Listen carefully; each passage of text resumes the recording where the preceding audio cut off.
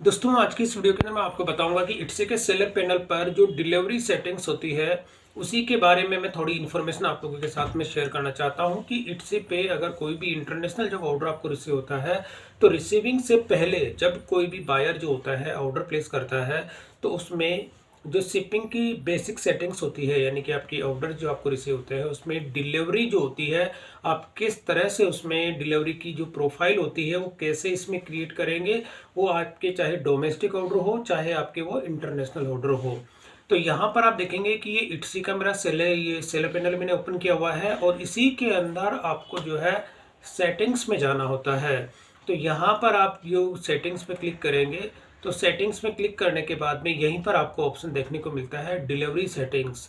तो जैसे ही मैं डिलीवरी सेटिंग्स पे क्लिक करता हूं तो यहाँ पर आप देखेंगे कि डिलीवरी सेटिंग्स जो होती है इसके अलग अलग ऑप्शंस आपको देखने को मिलता है। सबसे पहले डिलीवरी की जो प्रोफाइल है उसी के बारे में मैं आपको यहाँ पे बताना चाहूँगा कि डिलीवरी की जो प्रोफाइल होती है यहाँ पर मैंने अपनी जो प्रोफाइल बना रखी है उसका मैंने नाम भी दिया हुआ है SS डिजिटल इंडिया। तो यहाँ पर अगर आपको सबसे पहले मैं एक नई प्रोफाइल बना के ही आपको बताना चाहूँगा कि नई प्रोफाइल जो आप बनाते हैं बनाने के साथ ही आपको किस तरह से उसमें जो है आपको सेटिंग्स रखनी होती है। तो मैं यहाँ पे करता हूँ क्रिएट प्रोफाइल। तो क्रिएट प्रोफाइल होने के साथ ही सबसे पहले ये पूछता है कि कंट्री ओरिजिन जो होती है कौन सी है, इंडिया है। और इंडिया के साथ ही आपका जो पिन कोड होता है कहाँ से आपका एरिया पिन कोड जो होता है वो जिस लोकेशन पे आप रहते हैं वो लोकेशन आपको देनी है। यानी कि मेरा जैसे दिल्ली का है तो मैं यहाँ से दिल्ली का मेरा जो एरिया पिन कोड है वो मैं यहाँ एंटर करूँगा।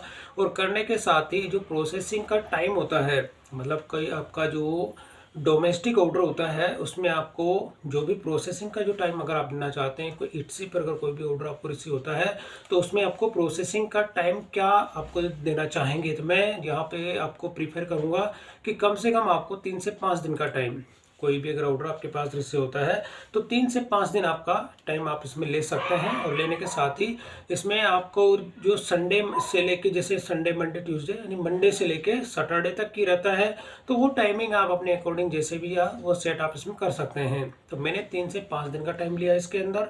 और अब इसमें होता है कि स्टैंडर्ड डिलीवरी। अब आप इंडिया के अंदर कोई भी अगर डोमेस्टिक ऑर्डर आपको आता है तो उस केस में आप चाहते हैं कि पर्टिकुलर कोई कोरियर सर्विस आपकी होती है तो डिलीवरी के अंदर आप यहाँ पे सेलेक्ट करेंगे कि प्रायोरिटी पे आप कौन सी जो कोरियर सर्विस होती है उसको आप यहाँ पे अपनी जो भी ऑर्डर्स आपके होते हैं वो आप उनको किसके कोरियर के थ्रू भेजना चाहते हैं। तो कोई सा भी एक अब ये इसमें आपके ऊपर है कि चॉइस आप जो भी रखना चाहें वो कोई सी भी कोरियर जो होती है आप यहाँ से सेलेक्ट कर सकते हैं। जैसे कि मैंने सेलेक्ट कर लिया इंडिया पोस्ट, यहाँ पे आप देखते हैं इंडिया पोस्ट मैंने सेलेक्ट कर लिया। और इसमें अब होता है डोमेस्टिक ऑर्डर जो होते हैं उसमें आपके शिपिंग जो होती है आप किस हिसाब से देना चाहते हैं। तो ये 2 ऑप्शन होता है इसमें, एक तो होता है फ्री डिलीवरी, सेकंड नंबर का होता है फिक्स्ड प्राइस। तो फिक्स्ड प्राइस यहाँ पे सबसे पहले फ्री डिलीवरी अगर आप कर देते हैं तो फ्री के अंदर तो किसी भी तरह का कोई भी जो चार्जेस देता है वो उसमें एप्लीकेबल नहीं होता है। लेकिन अब इसमें सेकंड ऑप्शन आपको देखने को मिलता है फिक्स प्राइस। अब फिक्स प्राइस में भी आपको 2 ऑप्शन इसमें देखने को मिलते हैं। फर्स्ट ऑप्शन होता है आइटम के हिसाब से, सेकंड होता है एडिशनल आइटम। अब यहाँ पे क्या होता है फर्स्ट आइटम पे जैसे फॉर एग्जांपल आपने क्या किया $2, अब मैं यहाँ पे $2 कर देता हूँ। यानी कि मेरा कोई भी अगर एक ऑर्डर मुझे रिसीव होता है तो उसमें मैंने $2 इसमें शिपिंग चार्ज रखा है। और इसके साथ एडिशनल, तो एडिशनल के अंदर मैं मान के चलो कर देता हूँ 0.5 यानी आधा डॉलर। तो अब यहाँ पे दोनों में फ़र्क क्या है, अब मान के चलो कि कोई कस्टमर होता है उसने अगर एक ऑर्डर प्लेस किया है तो यहाँ पे उसको $2 जो है शिपिंग चार्ज उसमें पे करना होगा। और यहाँ पे मैंने 0.5 कर दिया तो 0.5 का मतलब होता है अगर कस्टमर ने 2 ऑर्डर प्लेस कर दिए या 3 ऑर्डर अगर वो प्लेस करता है तो उस केस में उसके जो शिपिंग चार्ज लगेंगे, फर्स्ट ऑर्डर जो होगा उसके $2 है, सेकंड नंबर का जो ऑर्डर होगा उसके $0.5 हो गया, और थर्ड नंबर का डॉलर अगर जो ऑर्डर प्लेस करता है तो यहाँ पे उसके जो शिपिंग चार्ज लगेगी $3 हो जाएगी। तो ये एडिशनल के अंदर मैंने जो 0.5 यानी आधा डॉलर ही नहीं इसमें ऐड किया है। तो वो जैसे जैसे कस्टमर इसमें ऑर्डर प्लेस करता जाएगा तो वो एडिशनल के अंदर $0.55 उसमें ऐड होते जाएंगे ऑर्डर के अकॉर्डिंग। अब इसके बाद में होता है एवरीवन मतलब एवरीवेयर एल्स, यानी इसके अलावा अगर कोई दूसरे होता है तो उसकी जो है आप कौन सी डिलीवरी इसमें देना चाहते हैं। इंडिया के अलावा किसी दूसरी कंट्री का अगर आपको कोई भी ऑर्डर रिसीव होता है उस केस में आप यहाँ पे इंटरनेशनल जो भी सर्विसेज होती हैं वो आप यहाँ पे सेलेक्ट कर सकते हैं। जैसे मैंने कर दिया इंटरनेशनल पोस्ट, जो इंडिया पोस्ट का ही मैंने ले लेता हूँ। और यहाँ पर भी सेम वही चीज़ होती है कि शिपिंग आप जो देना चाहते हैं। अब शिपिंग के अंदर भी जैसे दो चीज़ है, फ्री डिलीवरी और फिक्स प्राइस। फिक्स के अंदर में मैंने यहाँ पे जैसे कर दिया $2 मैंने रखा था, अब यहाँ पे मैं अगर $3 कर देता हूँ और एडिशनल को यहाँ पे मैं कर देता हूँ $1, तो इसमें भी वही प्रोसेस रहेगा कि इंटरनेशनल अगर कोई ऑर्डर आपके पास आता है तो उसमें एक ऑर्डर पे $3 यहाँ पे शिपिंग चार्ज लगेगी, और अगर अगर क्वांटिटी में ऑर्डर आपके पास रिसीव होता है तो यहाँ पे $1 उसका एक्स्ट्रा लगेगा। तो ये चीज़ हो जाती है कि आप शिपिंग जो होती है वो शिपिंग कॉस्ट आपने यहाँ पे ऐड कर दी। लेकिन मैं आपको रिकमेंड यही करूँगा कि कभी भी अगर आप अपनी से या इट्सी पे जो भी आप शिपिंग रखते हैं तो फ्री शिपिंग आपको रखनी चाहिए, फिक्स्ड प्राइस नहीं सिलेक्ट करना चाहिए, यहाँ पे आपको फ्री डिलीवरी देना चाहिए।